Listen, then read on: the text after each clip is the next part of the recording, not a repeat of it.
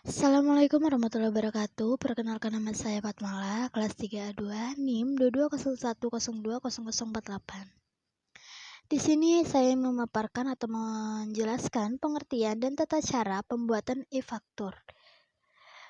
Pengertiannya yaitu e-faktur juga bisa disebut sebagai pajak elektronik atau e-faktur pajak yang merupakan faktur pajak yang dibuat melalui sebuah aplikasi elektronik atau perusahaan dapat melakukan instalasi e-faktur pada komputer dan akan secara otomatis menghubungkan e-faktur dengan program e-SPT.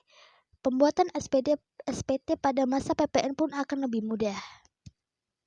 Kemudian ada tata cara pembuatannya yaitu sebagai berikut. Yang pertama itu melengkapi formulir dan persyaratan. Menyiapkan surat permohonan sertifikat elektronik, surat permintaan sertifikat elektronik ditandatangani oleh pengurus PKP. Jadi, surat sertifikat itu harus ada tanda tangan pengurus PKP dan harus sesuai dengan nama yang tercantum pada SPT tahunan PPh Badan Tahun Pajak terakhir. Pengurus KPP wajib menunjukkan untuk warga negara Indonesia itu KTP asli, kartu keluarga atau KK asli beserta fotokopi kedua dokumen tersebut. Untuk warga negara asing itu bisa paspor asli, KITAS atau kitab asli beserta fotokopi kedua dokumen tersebut. Pas foto WNI atau WNI ya terbaru yang disimpan ke dalam CD. Asli SPT tahunan badan dan bukti penerimaan surat atau tanda terima pelaporan SPT. Yang kedua itu menyiapkan surat permohonan kode aktivasi dan password.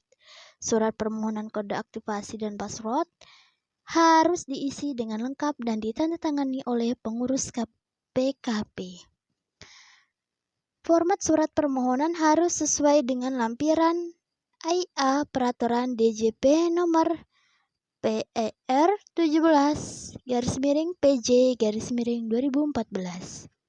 PKP harus memenuhi syarat agar tidak mengajukan kode aktivasi dan password, yakni telah melakukan registrasi ulang pengusaha kena pajak oleh KPP, tempat KPP terdaftar berdasarkan peraturan, yaitu Peraturan DJP 120 PER 05/PJ/2012 beserta perubahannya dan laporan hasil registrasi ulang atau sertifikasi yang menyatakan PKP tetap dikukuhkan atau PKP telah dilakukan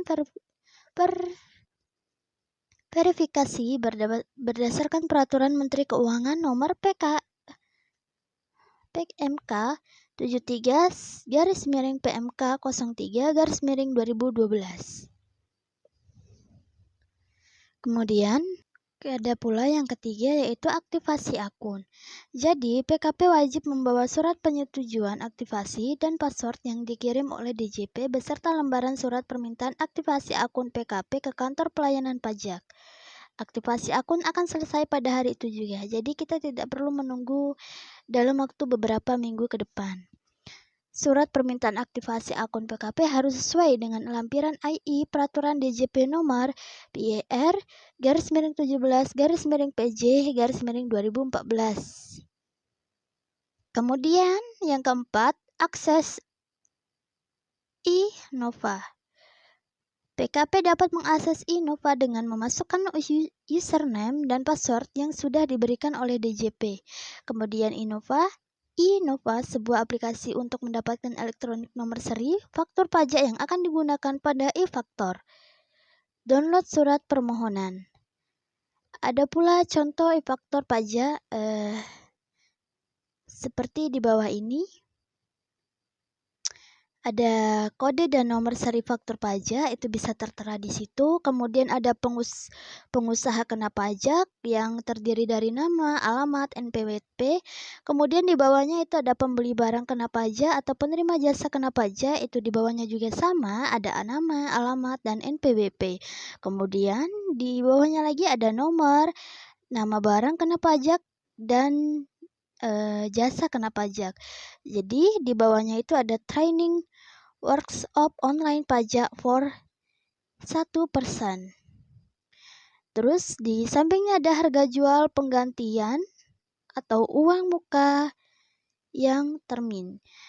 Kemudian di bawahnya ada harga jual atau penggantian, ada dikurangi potongan harga, terus dikurangi uang muka, dasar pengenaan pajak, terus PPN-nya itu bisa sama dengan 10% itu dikali dengan dasar pengenaan pajak. Jadi total PPN BM itu atau pajak penjualan barang mewah itu bisa tertera di sampingnya. Mungkin itu saja yang bisa saya jelaskan secara singkat mengenai pengertian dan tata cara pembuatan e-faktur. Lebih kurangnya saya mohon maaf apabila tidak ada yang dimengerti dari kata-kata saya, juga saya minta maaf karena kurang dalam pelafalan. Saya Patmala, saya akhiri. Assalamualaikum warahmatullahi wabarakatuh.